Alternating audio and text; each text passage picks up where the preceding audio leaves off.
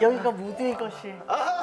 약간 무릎팍도 사시고 여기가 어서 오십시오. 반가운 얼굴에 오니까 마음 수고한 맘 그리고 나누는 것이래 와서 함께 들어 101명이 딱 들어갔다는 연락 받자마자 정말 하나님께 감사. 정말 어머니가 일찍 안 계셨고 아버지는 고3 때까지 아프셔가지고 대소변을 계속 제가 중학교 때부터 누나들이랑 가를 정도로 많이 힘드시다가 고3 때 돌아가셨어요. 성령님의 권능이 나의 능력이 되길 원하고 바라고 기도합니다. 이거 참 많이 듣는 영화 아니에요? 영화 아니에요? 네. 저 천만 영화 완전, 진짜 좋아해요. 네, 이 영화를 쓴 작가, 시나리오 작가예요. 진짜요? 네. 작품을 썼어요. 또 이것도 평탄하고 아주 순탄하게 진행이 다 잘 됐고 그 영화가 표절 시비에 휘말린 거예요. 억울함을 주는 한다 하시네. 너를 듣고 있는 주는 알고 계시네. 너의 억울함을 이리 변호하시네. 괴로운 시절 지나가고. 우리 고경희 대표님 계기도 굉장히 궁금해요. 어떻게 이런 농인들을 위한 또 일을 하시게 되셨어요? 원래 제가 직업이 영양사였어요. 오, 영양사. 네. 그 직업도 왠지 어울리시고 다 잘하실 것 같아요. 그러니까 전공이 이제 식영양이었고 영양사를 10년 동안 했었는데 네. 그 사이에 그것도 하나님의 뜻인 것 같아요. 제가 뭐 잘하는 것도 없었고 뭐 특별하게 뭐 막 재미있었던 것도 아닌데 하나님이 이끄시는 대로 그냥 왔더니 이 자리까지 왔다라고 말씀드리고 싶어요. 왜냐하면 영양사를 한참 하고 있던 때에 길을 지나가고 있었어요. 근데 그때가 바람 부는 날이었는데 벼룩시장에 이렇게 바람에 슉 날아서 발에 툭 떨어진 거예요. 근데 사실 그냥 지나갈 수도 있잖아요. 네, 그렇죠. 그런데 그냥 이렇게 주워서 보고 싶은 거예요. 네. 탁 열었더니 기초수화교실 개강 네. 오늘. 네, 오늘 저녁. 하필이면 오늘. 네, 와, 이게 영화인데요, 또? 네. 그래서 사실 그것도 덮을 수도 있잖아요. 네. 근데 가고 싶은 거예요. 그래서 그 수화에 길 관심이 평소에 전혀. 전혀 없으셨어요. 네, 전혀. 신기하다. 그래서 그냥 갔어요. 그 길로. 걸어서 한 15분 걸으니까 이제 농아인 협회가 나오더라고요. 네. 딱 갔는데 그 수화교실을 하는 이제 시작하는 선생님께서 혼자 왔어요? 이러는 거예요. 사실 뭔가를 배우려고 하면 사람의 친구랑 같이 간다거나 그렇죠. 이렇게 뻘쭘하잖아요. 그래서 혼자 왔어요? 근데 제 뒤를 돌아봐요. 그래서 네, 저 혼자 왔어요. 응? 혼자 온 사람 처음 봤다는 거예요. 그때부터 수화를 배우기 시작했는데 수화를 배우면서 농인들을 만나게 된 거죠. 친구로. 네. 제가 수어를 배우고 익히고 하면서부터 농인들하고 소통이 되다 보니까 너무 좋은 거예요. 그러니까 제2의 언어로 소통하는 그 기분도 너무 신나고 네. 제 옆에 이제 선배님이 한 분 계셨는데 그분이 어느 날 그런 거예요. 경희야, 너는 결혼하면 수어 안 할 것 같아. 마음속에서 오기가 이건 뭐지? 네. 저는 좀 그런 오기가 있어요. 네. 사실 그것도 되게 하나님 진취적이어 보이세요. 네. 좋은 말로. 사실 그것도 하나님께서 이렇게 톡 미신 것 같아요. 그분의 말씀, 벼르시장도 마찬가지고 톡 미신 것 같아요. 그래서 결혼하면 수화 안 할 것 같아. 이런 말을 듣고 결혼하자마자 바로 수어통역사로 전향했어요. 아, 그 전까지 그런 직업이 영양사. 네, 영양사 10년 차에 수어통역사로 전향을 한 거예요. 우와. 근데 사실 그러니까 왜냐면 그분의 말이 이제 오기가 되어서 바꾼 것도 있었고 20년 전만 해도 농인분들은 낮에 만날 수 있었지 저녁에 만나기가 어려웠어요. 저녁에는 당신들만의 그런 모임들이 다 있었지 저 같은 사람 이제 우리처럼 한국어를 언어로 사용하는 사람들을 청인이라고 말하는데 청인. 네, 농인, 청인. 들리는 사람들. 들리는. 그러니까 한국어를 음성 언어로 우리처럼 아, 말하는 그렇죠. 사람을 청인이라고 네. 그러고 수어를 언어로 사용하시는 분들 농인이라고 그러죠. 네. 그분들은 이제 저녁에 당신들만의 세계가 있기 때문에 네네. 청인들은 그때 낄 수가 네. 없었어요. 그리고 더더군다나 이제 신참이라서 낄 수가 없어서 낮 시간에 만나고 싶은데 영양사라는 직업에 매여 있으니까 농인분들을 만날 수 없잖아요. 네. 그러니까 제가 딱 퇴근하고 가면 벌써 어딘가 모여서 놀고 계셔. 아. 저는 갈 수 없는, 낄 수 없는. 낄 수 없는. 네. 네. 그래서 그게 너무 속상했었거든요. 어. 그래서 그 선배님의 너는 안 될 것 같아 이 말과 그리고 농인분들과 만나고 싶은 그런 마음 이 두 가지 때문에 수어통역사를 전향을 했어요.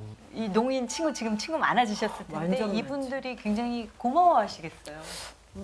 그리고 딱히 그런 것 같지 많은 않아요. 많은 도움을 왜냐면 우리는 서로 도움을 주고받는 관계가 아니거든요. 음. 그러니까 제 머릿속에는 장애라는 단어 자체가 없기 때문에 그냥 친구인 거예요. 친구. 왜 영어를 사용하면 영어를 잘하시는 분들은 외국인 친구 많잖아요. 그러니까 저는 그런 외국인 친구가 있는 거예요. 네.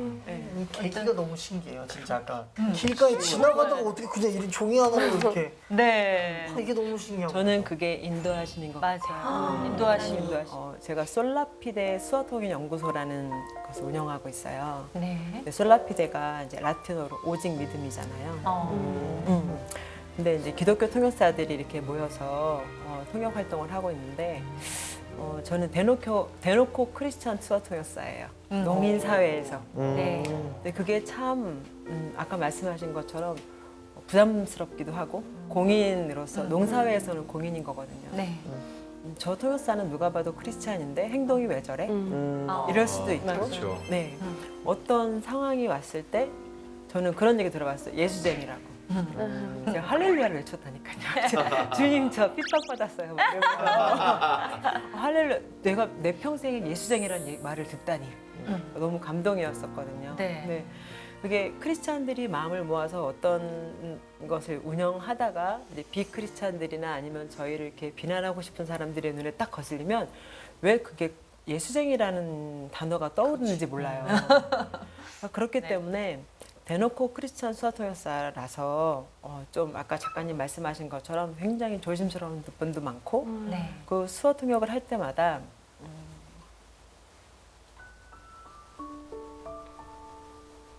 우셔도 됩니다. 저는 기도를 해요. 음. 하나님 제가 세상에 크리스찬 수어통역사로 대놓고 섰기 때문에 저로 인해서 하나님이 욕먹는 일이 없었으면 좋겠어요. 지금 제가 가장 집중해서 하고 있는 일은 코로나 때문에 그 보건복지부나 질병관리본부에서 하는 그 정부 브리핑 통역을 네. 하고 있잖아요. 네. 네네. 그러니까 예전에는 물론 수어통역으로 이렇게 내용을 전달하는 건 정말 중요한 일이긴 한데 지금 이제 브리핑을 하는 그 처음에 맡겨졌을 때는 왜 나지? 하는 생각이 들었어요. 내가 뭐라고? 네. 왜 나를 하나님이 여기서 세우셨지? 그런데 하나님께서는 가장 못나고 가장 작은 자에게 영광 받고 싶으셨던 것 같아요. 네. 그러니까 누가 봐도 크리스찬 통역사이기 때문에 제가 최선을 다해야 되고 그리고 그로 인해서 저를 보면서 또 마음에 동하는 분이 있으시면 또 하나님 앞으로 돌아올 수도 있고 제가 영양사로 있다가 수화통역사가 됐었고 그리고 수화통역사에서 일반 한국 수화통역사에서 지금은 국제수어를 사용하는 통역사가 되었어요. 네. 그리고 지금 가장 최근에는 시청각 장애인. 사실 이거는 시청각 장애인이라고밖에 말을 할 수 없는 부분이에요. 안 들리고 보이지 않으시고 이제 음성으로도 사용할 수 없는 삼중 장애 헬렌 켈러. 어떻게 해야 돼요? 예, 그러니까 그분들과 함께 지금 지내고 있어요. 그러니까 사는 건 아니고 그분들과 함께 소통하면서 지내고 있어요. 그러니까 지금 그게 현재 저거든요. 아, 그런데 근데 그분들은 네. 수화도 못 알아듣죠. 그분들은 네. 나면서부터 그러니까 시청각 장애인 분들이 나면서부터 시각 장애인이었다가 후천적으로 청각 장애가 되신 분들은 음성 언어를 사용할 수 있으세요. 그죠? 들어왔으니까. 네. 근데 네. 후천적으로 청각 장애가 됐기 때문에 자기는 들리지 않지만 자기의 표현을 이렇게 음성 언어로 할 수 있거든요. 근데 나면서부터 농인이었던 분들은 이제 보이는 분이니까 보이는 걸 잘하시는 분이니까 수어를 모국어로 사용했던 분이에요. 근데 시각장애가 오신 거죠. 그러면 그분들은 이제 수어를 만져야 돼요. 아, 만지는 수어도 있나요? 그 책에? 한국 수어를 사용하는데 네. 만지면서 느끼는 거죠. 손의 모양이라든지 아, 손에 아까 뭐 예를 들면 이런 따라서. 걸 네, 사랑해 하면 이걸 보면서 그렇죠, 그렇죠. 만져보면서. 그래서 혹시 손 좀 빌려주실? 네. 이렇게 사랑해 하면 제가 농맹인, 그 시청각 장애인도 저는 문화적인 차원에서 농맹인. 농맹인이라고 예. 말해요. 농맹인 분들은 안 보이시니까 이렇게 만져요. 그래서 사랑 이렇게. 시간이 좀 오래 걸리죠. 네. 이해하는데. 그렇죠. 그리고 서로 얼굴을 보면서 그 뜻을 이해해야 되는 그런 상황. 그래서 모든 게 다 연결이 돼 있어요. 하나님께서 인도하신 그 길 안에. 그래서 저는 하나도 버릴 게 없는 것 같아요. 네. 근데 우리 정말 통역사님 이야기를 들으니까 훨씬 더 뭐라 그럴까요? 정말 이렇게 더 스킨십도 더 하고 더 서로의 온기도 느끼고 서로 더 자세히 세심하게 관찰해주고 들여다봐주고 하는 관계가 자연스럽게 그냥 이 환경에서 이루어지는 그 느낌이 너무 아름다운 것 같아요. 저는 네. 함께 예배 드리시는 모습도 상상을 어. 해봤는데 굉장히 아름다울 것 같다라는 그런 느낌이 들었어요. 맞아요. 네. 그러니까 제가 만나는 농맹인 분들은 저희가 한 3, 4년 전에 처음 뵀거든요. 저는 그 전에까지만 해도 그런 분이 우리나라에 있을 거라 생각도 못했어요. 사실은 이 세상에 있을 거라 생각도 못했어요. 네. 헬렌 켈러가 처음이자 마지막인 줄 알았어요. 우리나라에 몇 분이나 계실까요? 지금 우리나라에 밝혀진 분들만 103명. 근데 나머지는 숨어 계시거나 발견되지 않았거나 왜냐하면 안 들리고 안 보이시고 말씀까지 못 하시니까 그냥 고립이 되는 거예요. 네. 순간.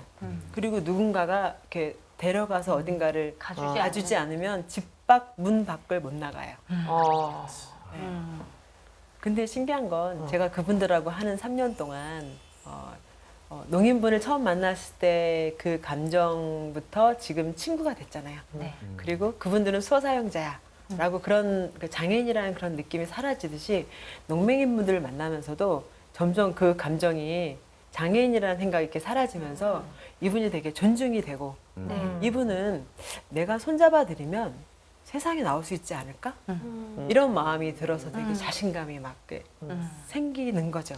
네. 이분들에 대한 자신감. 이분은 할 수 있을 거야. 못하는 게 없을 거야. 우리 아버지 하나님의 마음이네요, 그대로. 네. 궁금한 게 아까 농인들하고 많이 친해지셨다 그러는데 어떤 농인 그 친구분들 수화를 해주셨던 경험이 많으실 텐데 가장 기억에 남는 경험 하나만 좀 말씀해 주세요. 제가 신혼 때였어요. 그때도 너무 감사한 게 하나님께서 농인 친구들을 제 주변에 살게 하셨어요. 네. 그건 정말 럭키거든요. 왜 그 영어를 배우고 싶은 사람이 외국인이 근처에 사는 거예요. 그러면 언제든지 만날 수 있는 거잖아요. 근데 상황이 신혼이었기 때문에 남편하고도 결혼한 지 얼마 안 됐으니까 같이 있고 싶고 그렇잖아요. 밤 11시 반, 12시 다 돼가서 그 농인 언니였는데 네. 그 언니한테 문자가 온 거예요. 급하게 와줄 수 있느냐. 그래서 근데 이제 갈등이 되는 거죠. 또 물어봤어요. 남편한테. 기도하면서 남편이 흔쾌히 오케이 하면 가고 아니면 말고 이런 식으로. 나 지금 그 언니가 잠깐 와달라는데 가도 돼? 그랬더니 응? 갔다 와. 이렇게 하는 거예요. 그래서 부랴부랴 갔는데 그 언니 어머니가 와 계시더라고요. 근데 그때 그 당시 그 언니가 45세 정도 됐었고 저는 이제 신혼이었고 어머니가 와 계신데 급하게 물어볼 게 있어. 어머니한테. 네. 네.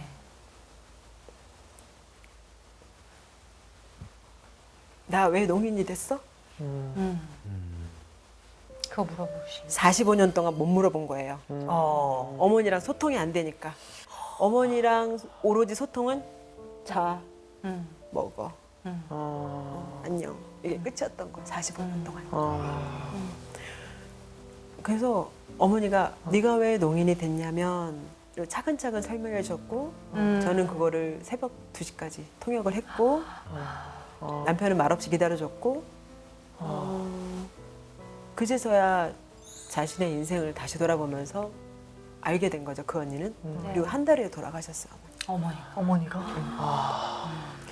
그게 가장 기억에 남고 가장 잘한 일 같다 하는 생각. 그런데 말씀 듣다 보니까 특별히 우리 고통역사님은 정말 이게 하나님 주신 마음인데 사실 어떤 계기가 필요하지 않겠다. 저희가 맞습니다. 아까 계기를 물었잖아요. 왜냐하면 그냥 하나님이 그냥 부어주신 달란트 자체가 어떤 긍휼함과 정말 낮은 마음으로 그분들 섬기고 품어주시는 마음, 뭐 친구가 맞지만 그래도 또 그렇게 헌신을 해주시는 우리 고통역사님의 고귀한 마음은 정말 하나님이 부어주신 것 같아요. 그래서 어떤 다른 계기보다는 정말 하나님 부어주신 달란트라는 생각이 듭니다. 네. 저는 아까도 구제소와 이야기를 했잖아요. 그런데 그러니까 세계의 농인들에게 복음을 전하는 네. 그 세계 농인 선교 대회라는 것이 있어요. 세계 농인 선교 대회. 거기에 영어를 듣고 바로 한국 수화 또는 영어를 듣고 바로 국제 수화로 하는 그런 통역사가 되는 게 꿈이에요. 와. 앞으로의 네, 비전이시네요. 네, 네. 그래서 농맹인 분들을 만나면서도 이제 그분들과 함께 외국에 갈 수 있는 것도 네. 제가 국제 수화가 가능하기 때문이거든요. 네. 그렇게 좀 중간 다리 역할을 네. 해주고 싶어요. 그러면 네. 그분들이 정말 숨어있는 재능도 다 보일 수 있고 뭐 아무도 몰라주는 그 끼들도 정말 다양하게 많은데 그 중간에 있는 축복의 통로가 되고 싶은 마음입니다. 네. 나의 달려갈 길 다가도록 나의 마지막 골 다하도록 나로 그 십자가 품게 하시니 나의 나 된 것은 다 하나님 은혜라 한량없는 은혜 갚을 길 없는 은혜 내 삶을 애워싸는 하나님의 은혜 나 주저함 없이 그 땅을 밟음도 나를 붙드시는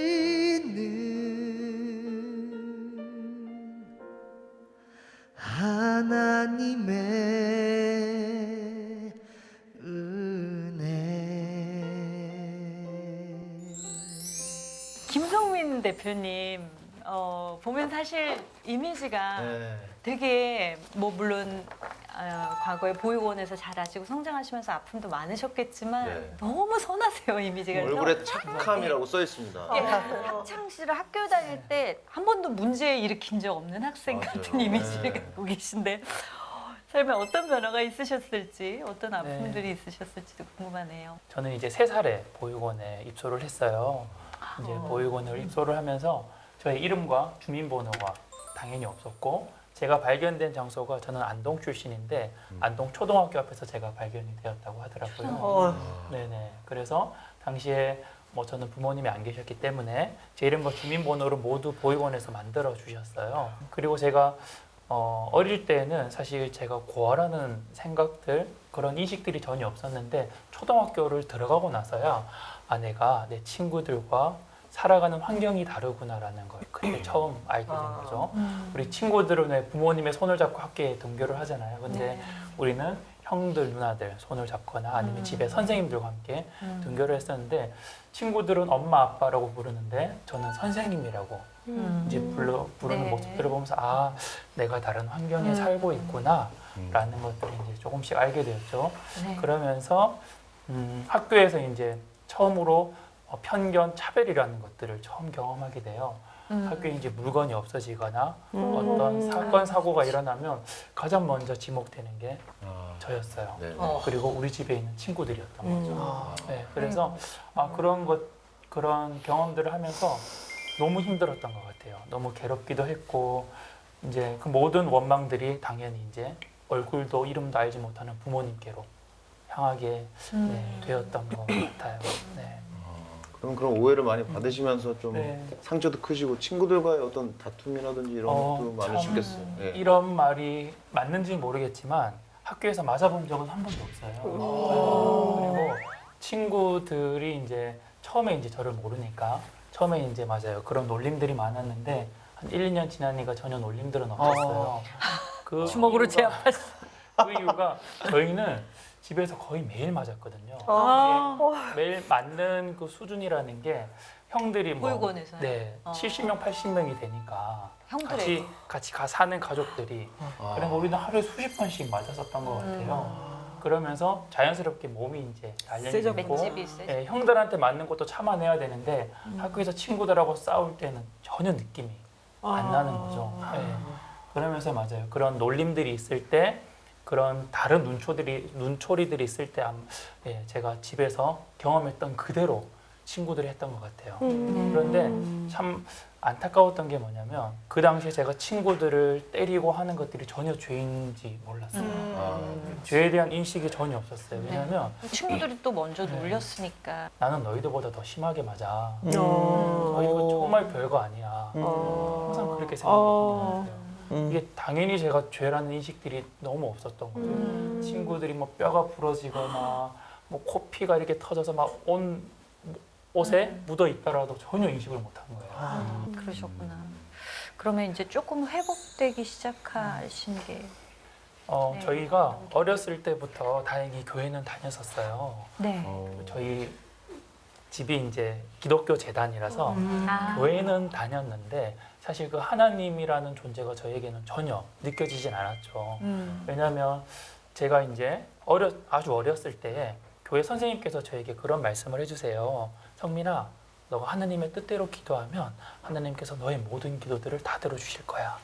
근데 너무 평범한 이야기인데요. 저는 이 한마디가 저에게 너무 큰 위로가 됐거든요. 네. 나도 이제 얘기할 수 있는 누군가가 생겼구나. 내 편이 있구나라는 정말 저한테는 정말 그냥 평범한 그 한마디가 너무 큰 힘이 됐는데 이게 몇 시간이 되지 않고 바로 거짓이라는 게 제 삶에서 딱 느껴진 경험이 있었어요. 뭐냐면 저희는 주일학교를 마치면 또 집에서 또 형들한테 맞는 시간이 바로 돌아오거든요. 예. 그래서 이제 한 명씩 맞을 때마다 이제 눈을 감고 기도하기 너무 두려우니까 눈을 뜨고 기도했어요. 하나님, 교회 선생님께서 하나님의 뜻대로 기도하면 하나님께서 들어주신다고 하셨는데 저 이번 한 번만 안 맡겨주세요. 한 번만 안 맡겨주세요, 하나님. 하나님께 정말 간절하게 기도했던 것 같아요. 드디어 이제 제 차례가 왔어요. 맞았을까요? 안 맞았을까요? 맞았어요. 맞아요. 네, 그 실망했다라는 말처럼 너무 심하게 맞은 것 같아요. 그러니까 평소랑 비슷했는데 그 하나님에 대한 원망, 뭐라고 해야 되나, 배신감이라고 해야 되나요? 그게 너무 컸던 것 같아요. 그러면서 네, 저희는 이제 건물 뒤를 뒤안이라고 하는데 그 뒤안에 가서 정말 하늘을 향해서 정말 온갖 욕은 다 했던 것 같아요. 제가 알고 있는 모든 욕들은 하늘을 향해서 계속 쏟아냈던 것 같아요.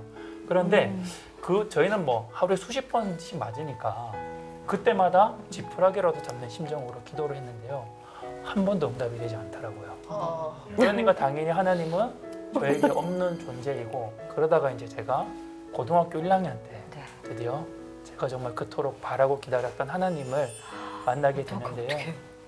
그러니까 그 시간들이 참 저에게도 돌아보면 너무 감사한 시간인데 저희 집으로 한 교회 청년부가 수련회로 오게 돼요. 네, 그래서 일주일 동안 저희들과 함께 숙식을 하면서 수련회를 했는데 그분들이 너무 재미있게 저희들에게 복음을 전하지 않는 거예요. 네, 그냥 저희들을 사랑해주고 이해해주고 맞아요, 품어주고. 그래서 그분들을 보면서 저분들이 믿는 하나님이라면 나도 너무 만나고 싶다라는 생각들이 들더라고요. 네, 하루하루 시간들을 같이 보내면서 그러다가 3일째인가 4일째 거기 이제 저희가 다 같이 모여서 함께 예배를 드리게 되었어요. 목사님께서 설교가 끝나시고 저희들에게 그렇게 얘기를 하시더라고요. 이 시간 우리가 우리의 죄를 고백했으면 좋겠다. 라고 말씀을 하시더라고요. 근데 제가 아까 전에 친구들을 때릴 때마다 전혀 죄책감이 없었다고 했잖아요. 네. 저는 그런 의미에서 제가 죄인이라고 생각한 적이 한 번도 없어요. 목사님 죄를 고백하라고 하는데 나는 죄가 없는데 뭘 고백하지? 너무 뻔뻔하게요. 그런데 그 기도의 시간이 무르익으면서 저도 기도에 집중하기 위해서 눈을 감고 하나님 제가 무엇을 잘못했나요? 하나님 제 죄가 뭔가요? 너무 만나고 싶습니다. 제 죄를 좀 알려주세요. 라고 기도하고 있는 중에 제가 학교에서 친구들을 괴롭혔던 시간들 네. 또 집에서 동생들을 괴롭혔던 그 시간들이요. 또 하나씩 하나씩 떠오르는 거예요. 그러면서 정말 많이 울면서 하나하나 고백했던 것 같아요. 네. 하나님 누구를 괴롭혀서 너무 죄송합니다. 하나님 제가 이렇게 해서 저렇게 해서 너무 죄송합니다. 라고 하나님께 정말 많은 눈물을 흘리면서 기도를 했던 것 같아요. 하나님 지금 이 시간 이 순간이 하나님을 만난 거라면 내가 하나님께 그렇게 많이 기도했었는데 맞을 때마다 굶을 때마다 하나님께 기도했었는데 왜 그때는 한 번도 응답해 주시지 않으셨나요? 라고 하나님께 이렇게 되물었었어요. 그 기도 시간에 저에게 어떤 마음을 주셨냐면 성민아 네가 그때 그러한 경험들을 하지 않았다면 너의 가족들의 마음을 이해할 수 있었겠니? 그때 너무 감사와 감격이 넘쳤던 것 같아요. 왜냐하면 저는 고아, 이 보육원이라는 단어가 너무 저한테는 괴로움이었거든요. 네. 너무 아팠어요.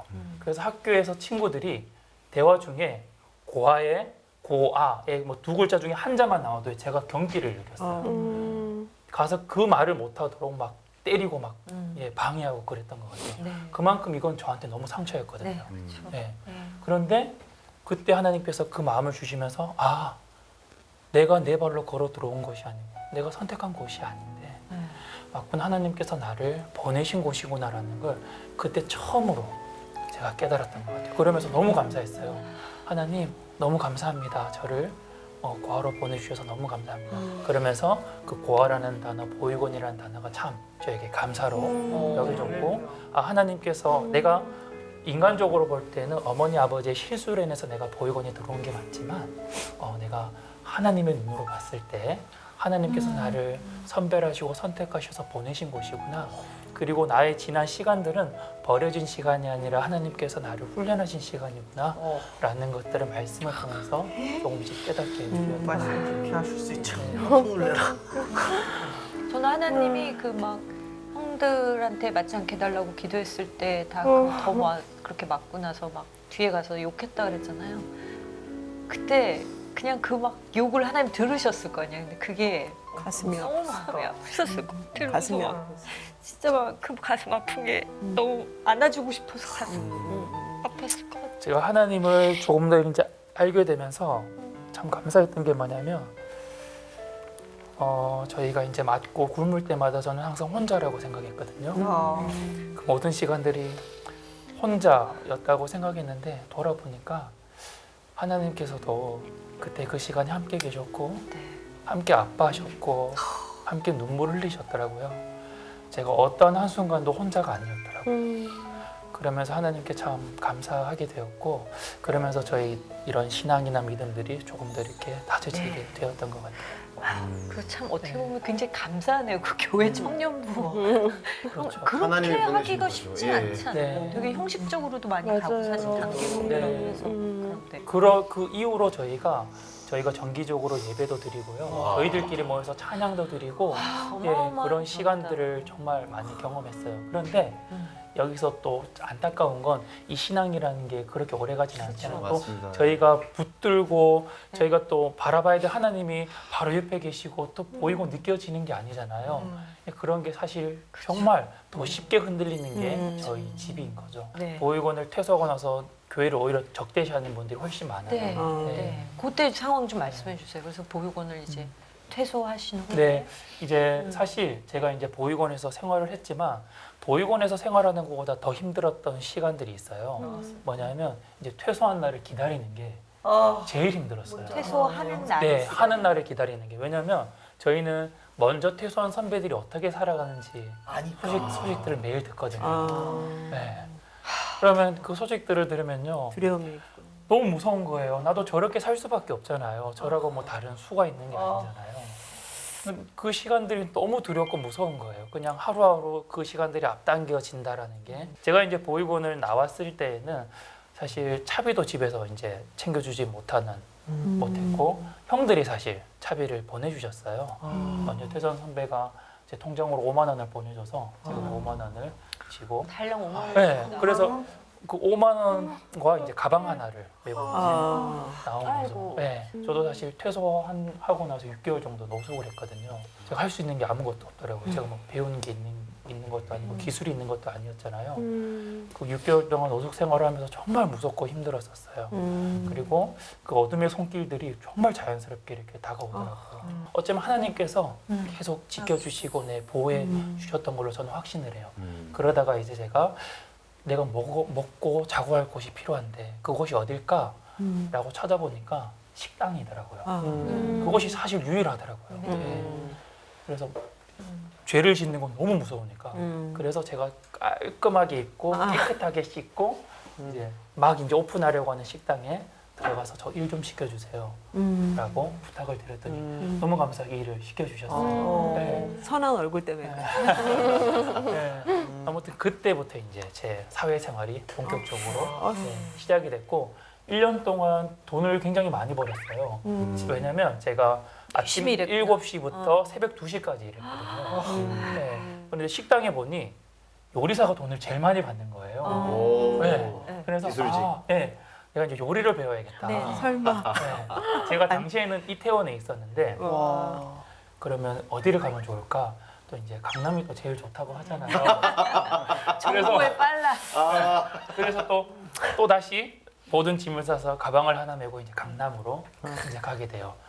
사실 이때 하나님을 만났어. 다시 만나게 되는데, 저는 그냥 제 계획과 제 생각으로 강남을 그렇다고 갔다라고 생각해요. 생각을 했었어요. 네. 그런데 제가 강남역에서 이제 지인을 이제 기다리고 있었는데 어떤 권사님 두 분이 이제 복음을 이렇게 전하고 계시더라고요. 저는 사실 교회를 오래 다녔기 때문에 그 모든 말씀이 이제 다 아는 거잖아요. 그래서 네. 권사님들 말씀하시기 전에 이거 이 말씀이죠. 저거 저 말씀이죠. 얘기했더니 권사님들 이 말씀을 어떻게 아냐. 그래서 저는 교회를 다녔었다. 그런데 지금은 안 다니니까 네. 다른 분들께 복음을 전하시면 좋겠습니다. 라고 말씀을 중이게. 네네네 드렸는데 그 권사님 두 분이 갑자기 팔짱을 끼시는 거예요. 네. 그래서 권사님 왜 그러세요? 그러니까 이 두 분이 하나님께서는 한 사람을 보내주신다고 하셨는데 그게 당신인 것 같다. 소름. 우리랑 꼭 오늘 교회를 가야겠다. 그런데 근데 이 상황은 너무 부끄러우니까 제가 권사님 혹시 앞에 먼저 가시면 제가 뒤따라 가겠습니다. 이렇게 끌려가기. 그러니까 연예인 되는 느낌. 네, 그렇죠. 그래서 그 두 분이 앞으로 가셨고 도착하자마자 그 자리에 멈춰서 이제 눈물 콧물이 다 쏟아지고 네, 처음 하나님을 만났을 때 그 마음들 하나님께서 저에게 주셨던 그 시간들 또 제가 고백했던 그 모든 것들이 하나씩 네. 떠오르게 되더라고요. 네. 네, 하나님을 만나고 나서 제가 다시 보육원에 연락을 해서 꼭 학교를 가야겠습니다. 제가 대학을. 정말 제 동생들을 잘 돕는 사람이 되고 싶습니다. 그래서 다행히 보육원에서 받아주셨고 보육원에서 당시에 저희 보육원에 NGO 단체가 저희 보육원에서 캠프를 하고 있었어요. 비영리 단체이면서 선교 단체였는데 그 단체 대표님을 소개해 주셨고 제가 그 NGO 단체에서 7년 동안 일을 하게 돼요. 네. 일을 하면서 보육원 아이들을 이제 지원하고 후원하고 제가 그런데 첫 번째 문제를 발견하게 돼요. 여기서 뭐냐면 저희는 이제 후원을 하잖아요. 근데 후원을 하게 되면 저는 삶이 달라질 줄 알았어요. 우리 친구들이. 네. 그런데 후원이라는 건 언젠가는 끊겨야 되잖아요. 그렇죠. 후원이 끊기니까 아이들이 문제가 바로 발생을 하더라고요. 그래서 이 후원으로는 사람을 살릴 수 없구나라고 제가 알게 되었고 그러면서 친구들이 인터뷰를 해보니까 결국 자립을 위해서는 일자리가 필요하더라고요. 근데 당시에 저는 사업가가 아니었잖아요. 네. 그래서 교회들을 막 찾아다니면서 사업가들을 막 찾아다녔어요. 네. 일자리 좀 달라. 우리 아이들이 일자리가 필요하다. 그래서 그 일들을 했는데 너무 많은 친구들이 좋은 사람에게 연결이 되어서 직장을 가졌어요. 그런데 여기서 두 번째 문제를 발견을 하게 돼요. 뭐냐면 가장 오래 근무한 친구가 3개월이고요. 네. 보통 뭐 1, 2주 한 달 만에 다 나오더라고요. 이유가 뭐죠? 네. 가장 큰 그래서 뭘까 이게 네. 왜 아이들도 정말 큰 결심을 하고 시작을 했고 그 회사에서도 착한 마음으로 아이들을 품어주셨는데 네. 이유가 뭘까? 그래서 아이들과 우리 대표님들을 제가 다시 인터뷰를 해보게 됐죠. 대표님과 아이들의 공통점이 있었어요. 네. 뭐냐면 회사에서 아이들의 상황을 알았기 때문에 굉장히 많이 챙겨주고 잘해주세요. 네. 그때 우리 아이들이 어떻게 느끼냐면 내가 보육원 출신이라서 나를 불쌍하게 생각하나? 이렇게 느끼더라고요. 오히려 그럴 수 네. 있겠네요. 네. 또 이와는 반대로 회사다 보면 큰 소리가 나고 맞죠? 화도 내고 이런 상황들이 생기잖아요. 그때에도 우리 친구들이 내가 보육원 출신이라서 나를 막대하나? 그러니까 피해의식과 그렇죠. 열등감. 모든 네. 상황들을 내가 고아라서 내가 보육원 출신이라서 아이고. 그럴 거야. 그러니까 이걸 피해의식으로 다 느껴버리는 거예요. 네. 그래서 일자리보다 더 중요한 게 상처를 회복하는 거구나. 네, 라는 걸 알게 됐고 어느 순간 돌아보니까 저희 가정이 너무 소진되어 있었어요. 네. 아내랑 제가 여행을 한 번도 가본 적이 없고 결혼을 무사히 하셨군요. 네. 네. 아내랑 여행을 한 번도 가본 적이 없고 제가 아내에게 선물을 한 번도 해준 적이 없더라고요. 네. 우리 친구들이 계속 쏟아 부어줘야 되니까 하나님 도저히 못하겠습니다. 너무 힘듭니다. 저 이제 그만하고 싶습니다. 우리 아내를 더 사랑하고 우리 가정을 잘 지키겠습니다 하고 제가 아이들을 한 3개월 동안 만나지 않았어요. 네. 네, 저는 평생 이제 안 만나려고 이제 정말 안 하려고 했었는데 한 3개월째 되던 해에 교회 이제 설교 시간에 설교 말씀이 이제 가인과 아벨에 대해서 이제 설교를 해주시더라고요. 네. 하나님께서 가인에게 이렇게 질문을 하세요. 가인아, 네 동생 아벨이 어디 있냐? 네 동생 아벨이 지금 어디 있냐? 이렇게 질문을 하시는데 가인이 이때 그렇게 대답을 하잖아요. 하나님, 제가 제 아우를 지키는 자입니까? 그게 브라더스 네. 제가 이거 가인이 그렇게 반문을 하는 거예요. 왜냐하면 자기가 아벨을 죽였기 때문에 어떠한 상황과 어떠한 모습을 하고 있는지 너무 잘 알잖아요. 그런데 하나님께 그렇게 반문을 하고 있는데 제가 순간 레마처럼 오셨어요. 순간 정말 가인의 모습을 하고요. 하나님께서 저에게 질문을 하시는 거예요. 성민아, 네 동생들이 지금 어디 있냐? 네 동생들이 지금 어디서 뭐 하고 있냐? 근데 제가 하나님께 가인처럼 그렇게 얘기하는 거예요. 하나님, 제가 제 동생들, 제 아우들을 지키는 자입니까? 그렇게 반문하고 있더라고요. 아내가 당시에 영어 성경을 보고 있어서 여보, 혹시 이게 영어로 뭐라고 표현되는지 한번 찾아봐 줄래? 라고 해서 아내가 영어 성경을 찾아보니 가인이 내가 내 아우를 지키는 자입니까? 라고 반문했던 그 단어가 Am I my brother's keeper? 이렇게 표현되어 있더라고요. 기가 막힌 정말 네. 본문의 기가 막힌 네, 네. 표현을 네. 찾아냈네요. 그래서 전혀 하나님 제가 주셨네요. 의도하지 않았어요. 네, 하나님 그래서 하나님, 가인은 하나님께 반문하는 단어로 썼다면 하나님, 제가 주님께 응답하는 단어로 쓰겠습니다. 맞습니다, 주님. 제가 제 형제들을 지키는 자입니다. 그래서 제가 이 이름으로 어떤 일을 하든지 꼭 하나님께 영광 돌리겠습니다. 아멘. 라고 생각을 하고 이제 그 이름을 그때 받은 거예요. 그러면서 이제 정말 자립을 위해서는 일자리가 필요하다는 걸 알게 됐고 사실 이 사회적 기업을 시작하는 데는 정말 많은 스토리가 있었지만 그래서 저희 회사 이름이 브라더스 키퍼가 되는 거예요. 이후에 궁금한 게 그럼 이 브라더스 키퍼는 아까 말씀하신 대로 실내 인테리어 조경에 관련된 네. 그런 일을 하고 여기 이제 직원들은 다 보육원 출신의 네, 형제님. 맞습니다. 네.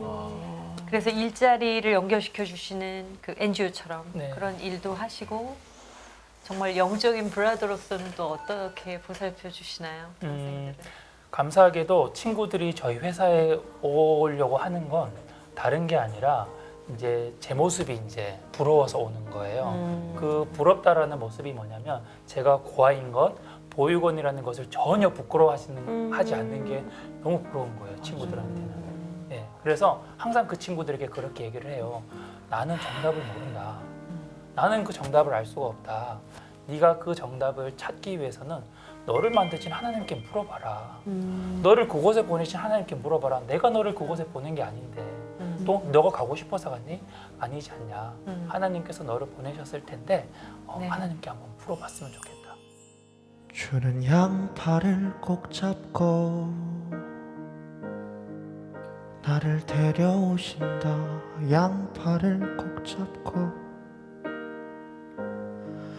나를 돌아보신다. 고귀하게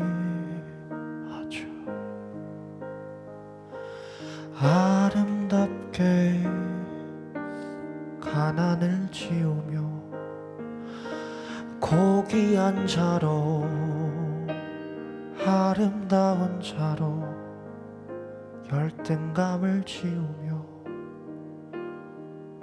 나를 변화시키네. 주는 내 아버지시라고 내 인생을 걸어갈 때 나는 주님께 응답하리. 주는 내 앞길의 빛이라고 내 인생을 뒤돌아볼 때 나는 형제들에게 말하네. 주여 내가 주의 동생들을 지키는 자로 보듬는 자로 오 주야 내게 반문치 아니하고 나는 응답 드릴래요. 주가 나를 돌보신 것처럼 내가 너와 함께 있어 내가 어디로 가든지 너를 지키며 너를 이끌어 이 땅으로 돌아오게 할지라. 예수님의 이름으로 축복드립니다. 나 주저함 없이 그 땅을 밟음도 나를 붙드시